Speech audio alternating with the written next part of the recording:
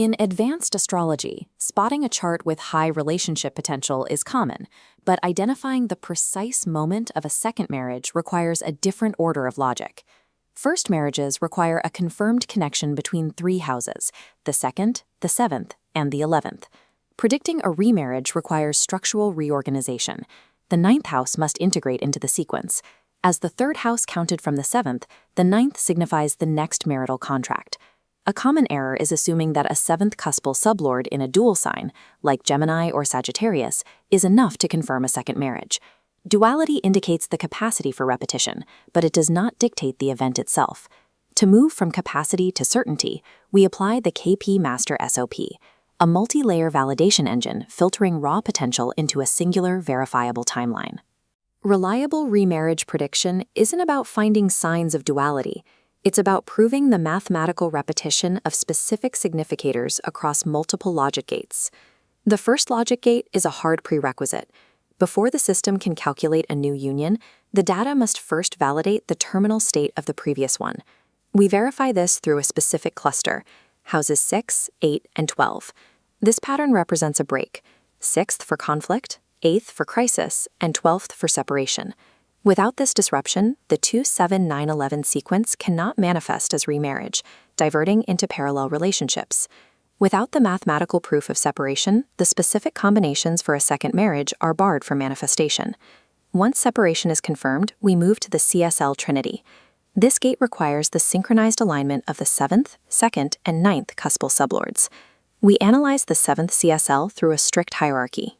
The star lord is the strongest factor, followed by occupation, then ownership, and finally the sublord, providing final sanction. While the 7th house is the focus, the second cuspal sublord determines if the event occurs. The second house governs rebuilding a family structure, the signature of a new domestic cycle. For a remarriage to manifest, the second CSL must repeat the 2, 7, 9, and 11 significators, specifically emphasizing the 2 and 9 connection.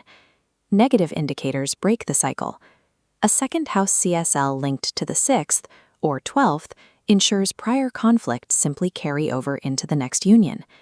The final component of the trinity is the 9th cuspal sublord. Prediction certainty is achieved when it repeats mathematical significators from the first two pillars, creating a locked structural grid. Any mismatch across these three pillars destabilizes the prediction entirely. Capacity is irrelevant if the structural alignment is fractured. After validating the chart structure, we look for the timing of the event through the Dasa Bhukti Antara, or DBA filter. The current planetary periods most strongly signify the 2, 7, 9, 11 cluster. If the active planets don't carry these significators, the window for remarriage remains closed. We avoid periods dominated by the 6th, 8th, or 12th houses. While a mixed period might trigger a remarriage, it often brings the negative traits of those houses, like crisis or legal strain, into the new union. Beneath the DBA filter lies the final validation layer, the ruling planets.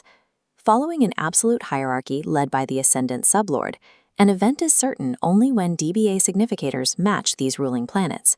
This is the final executive permission. Without this RP confirmation, even a perfect DBA will result in delays. The ruling planets act as the sieve that discards false timelines. The DBA proposes the timeline, but the ruling planets provide the mathematical sanctioning required for the event to release. The engine is now primed. The final step is identifying the specific planetary transits that act as the physical trigger. KP transits operate on a priority sequence.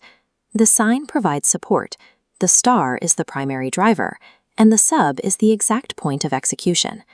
Jupiter initiates this, transiting validated significators to open the major window for the event. The Sun then provides the timing for the official registration or public manifestation of the union.